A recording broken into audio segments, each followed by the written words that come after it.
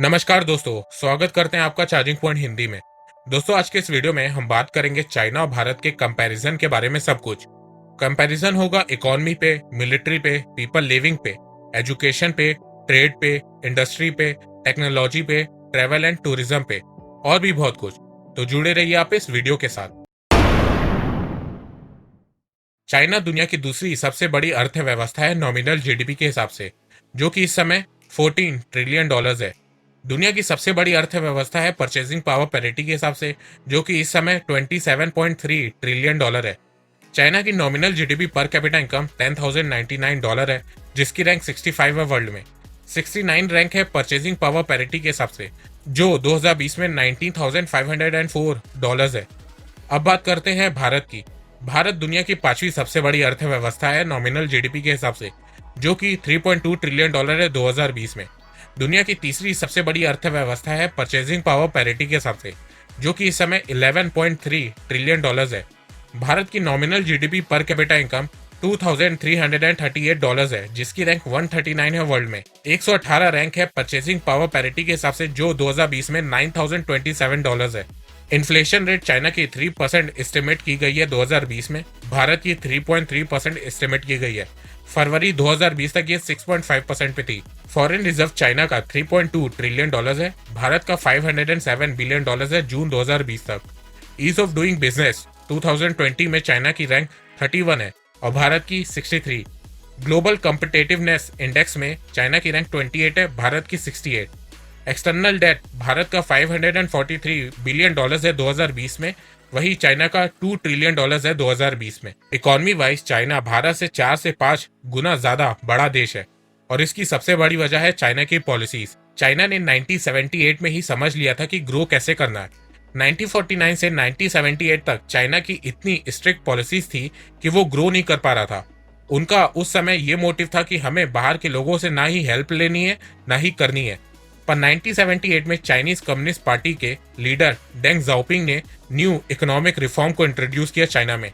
उन्हें पता था कि चाइना कभी भी ग्रो नहीं कर सकता है जब तक वो अपनी इनर पॉलिसीज को नहीं बदलेगा, फॉरेन रिलेशन को ठीक नहीं करेगा। न्यू इकोनॉमिक रिफॉर्म के इंट्रोड्यूस के साथ साथ डेंग जाओपिंग ने दूसरे देशों को परमिशन दी कि वो चाइना में इन्वेस्टमेंट करे और साथ में बिजनेस स्टार्ट करे।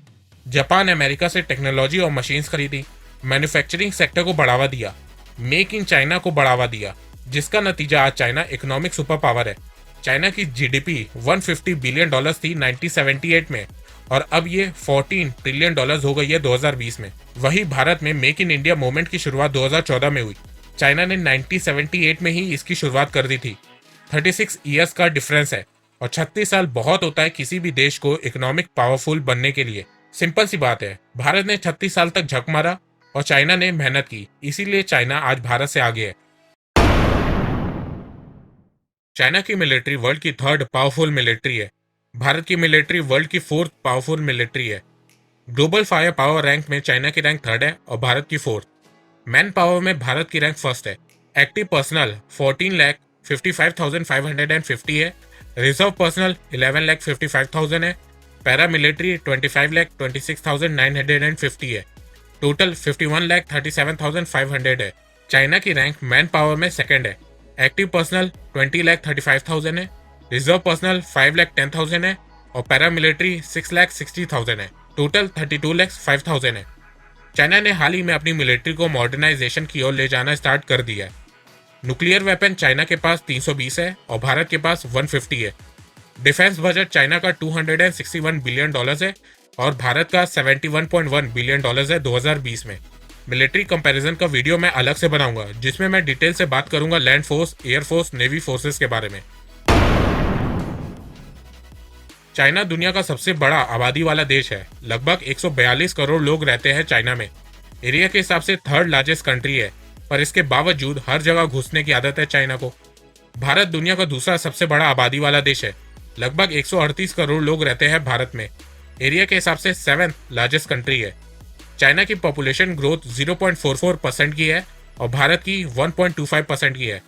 तो आने वाले कुछ सालों में भारत चाइना को पॉपुलेशन में पीछे छोड़ देगा। शाबाश, जिस चीज में आगे नहीं होना चाहिए उसी चीज में हम लोग जरूर आगे होते हैं। चाइना का ह्यूमन डेवलपमेंट इंडेक्स 0.758 है, जिसकी रैंक वर्ल्ड में 85 है। और भारत का ह्यूमन डेवलपमेंट इंडेक्स 0.647 है, जिसकी रैंक 129 है वर्ल्ड में। Life expectancy at birth China की 75.15 ईयर्स है, मेल में ये 73.09 ईयर्स है, फीमेल में ये 77.43 ईयर्स है। भारत की ये 69 ईयर्स है, मेल में ये 67.8 ईयर्स है और फीमेल में ये 70.4 ईयर्स है। चाइना का पॉवर्टी रेट 1.7% है और भारत का पॉवर्टी रेट 6.1% है। अनएम्प्लॉयमेंट रेट चाइना का 2019 में 4.1% था और भारत का 5.4%। As per report of CMIE, around 27 million youth की जॉब चली गई थी भारत में लॉकडाउन के कारण मई 2020 तक। चाइना ने कोरोना वायरस के बाद से कोई भी ऑफिशियल डाटा अनएम्प्लॉयमेंट का नहीं दिया है, तो इस पे कंपैरिजन मैं नहीं कर सकता। चाइना की लिटरेसी रेट 2020 में 96.7% है, मेल में ये 98.2% है, फीमेल में ये 94.5% है। भारत की लिटरेसी रेट 74% है, मेल में ये 82.2% है, फीमेल में ये 69.5% है। पर ये डाटा 2011 का है। 2021 के डाटा में आपको भारत की लिटरेसी रेट बढ़ती हुई नजर आएगी। हेल्थ केयर में भारत $29 बिलियन स्पेंड करता है, वही चाइना $697.7 बिलियन स्पेंड करता है। एजुकेशन में भारत $57 बिलियन स्पेंड करता है, तो वहीं चाइना $565 बिलियन स्पेंड करता है। रिसर्च एंड डेवलपमेंट में भारत $15.4 बिलियन स्पेंड करता है, वहीं चाइना $278 बिलियन स्पेंड करता है। 2019 में चाइना का ट्रेड $4.58 ट्रिलियन का था। चाइना ने 2019 में $2.5 ट्रिलियन का एक्सपोर्ट किया था और 2.08 ट्रिलियन का इंपोर्ट किया था। वही भारत का ट्रेड 2019 में $844.14 बिलियन का था। भारत ने $330.07 बिलियन का एक्सपोर्ट किया था 2019 में, वही $514 बिलियन का इंपोर्ट किया था। चाइना अपने ट्रेड में हमेशा से सरप्लस पे रहा है और वहीं भारत डेफिसिट में, और यही मेन रीजन है चाइना के ग्रोथ का। चाइना की इकॉनमी एक्सपोर्ट ड्रिवन इकॉनमी है और अगर भारत को ग्रो करना है तो उसे भी एक्सपोर्ट ड्रिवन इकॉनमी बनना होगा। चाइना के मैन्युफैक्चरिंग और इंडस्ट्री सेक्टर के सामने भारत या किसी भी देश का मैन्युफैक्चरिंग सेक्टर कुछ भी नहीं है। जहां चाइना का इंडस्ट्री सेक्टर 40.5% कंट्रीब्यूट करता है उसकी जीडीपी को, वहीं भारत का सिर्फ 23%। चाइना ने 40 सालों में बहुत इन्वेस्टमेंट किया है अपने मैन्युफैक्चरिंग सेक्टर में। भारत को इस सेक्टर में बहुत काम करने की जरूरत है अगर उसे भविष्य में चाइना से आगे निकलना है तो। और ऐसा नहीं है कि ये मुमकिन नहीं है, क्योंकि पिछले 20 सालों में किसी ने भी ऐसा नहीं सोचा था कि चाइना फ्यूचर में मैन्युफैक्चरिंग जायंट बन जाएगा, पर ऐसा हुआ। और अब कोरोना वायरस के चलते बहुत से देश अपना मैन्युफैक्चरिंग प्लांट चाइना से शिफ्ट करने जा रहे हैं, तो यहाँ भारत के पास एक अच्छी अपॉर्चुनिटी है अपने मैन्युफैक्चरिंग सेक्टर को ग्रो करने के लिए। चाइना में हाई स्पीड रेलवे नेटवर्क की लेंथ 29,000 किलोमीटर की है और इंडिया में हाई स्पीड रेलवे नेटवर्क की लेंथ 0 किलोमीटर है, और इसका मेन रीजन है प्रोजेक्ट डिले। चाइना लगभग हर साल $30 बिलियन स्पेंड करता है आर्टिफिशियल इंटेलिजेंस डेवलपमेंट में, और वो 2030 तक वर्ल्ड लीडर बनना चाहता है आर्टिफिशियल इंटेलिजेंस में। और वहीं भारत में अभी तक आर्टिफिशियल इंटेलिजेंस की पॉलिसी तक नहीं बनी है। वर्ल्ड की 20 टेक्नोलॉजी कंपनीज में चाइना की 9 कंपनी है और भारत की एक भी नहीं। पर अच्छी बात यह है कि टेक्नोलॉजी कभी भी एक जैसी नहीं रहती है, चेंज होती रहती है, तो भारत को यहाँ इनोवेशन में ध्यान देने की बहुत ज़रूरत है। स्पेस टेक्नोलॉजी में दोनों देशों के बीच काफ़ी अच्छी टक्कर है। जहाँ चाइना भारत से मैन मिशन में बहुत आगे है, तो वहीं भारत चाइना से स्पेस क्राफ्ट मिशन में आगे है। चाइना ने 2003 में इंसान को स्पेस में भेज दिया था, वहीं भारत 2022 में ये करेगा। पर जहाँ भारत ने 2014 में ही मार्स में स्पेस क्राफ्ट भेज दिया था, वहीं चाइना ये 2020 या 21 में करेगा। दोनों देशों के पास अब एंटी सैटेलाइट वेपन भी है। चाइना ने 2007 में ये उपलब्धि हासिल की थी, वहीं भारत ने 2019 में ये उपलब्धि हासिल की। चाइना का स्पेस बजट $8.4 बिलियन का है, वहीं भारत का स्पेस बजट $1.45 बिलियन का है। बजट कम होने के बावजूद पिछले कुछ सालों में इंडियन स्पेस एजेंसी ने बहुत अच्छा काम किया है और फ्यूचर के मिशन ये बता रहे हैं कि आगे ये और अच्छा काम करेंगे। टूरिज्म सेक्टर का कंट्रीब्यूशन चाइना की जीडीपी में 11% का है। $1.45 ट्रिलियन का रेवेन्यू जनरेट किया था चाइना ने 2019 में टूरिज्म सेक्टर से, और लगभग 28.25 मिलियन जॉब्स क्रिएट की थी। पर कोरोना वायरस के बाद चाइना के टूरिज्म सेक्टर पे बहुत बुरा इम्पैक्ट पड़ा है। टूरिज्म सेक्टर का कंट्रीब्यूशन भारत की जीडीपी में 9.2% का है। $240 बिलियन का रेवेन्यू जनरेट किया था भारत ने 2019 में, और लगभग 42.673 मिलियन जॉब्स क्रिएट की थी टूरिज्म सेक्टर ने।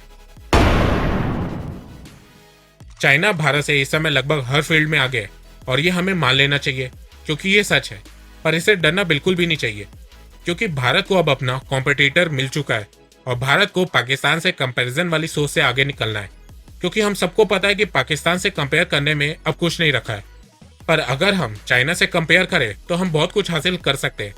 आज के मुकाबले फ्यूचर में और स्ट्रांग हो सकते हैं और इकोनॉमिकली पावरफुल बन सकते हैं, टेक्नोलॉजिकल पावरफुल बन सकते हैं, मिलिट्री सुपर पावर बन सकते हैं। जिस तरह वर्ल्ड वॉर 2 के बाद साउथ कोरिया ने जापान को अपना कंपटीशन माना और आज उससे किसी भी मामले में कम नहीं है, उसी तरह भारत को चाइना को अपना कंपटीशन मानना स्टार्ट कर देना चाहिए। चाइना के साथ कंपटीशन से हमारी इकॉनमी स्ट्रांग होगी, उससे बहुत से सेक्टर में इंप्रूवमेंट होगी।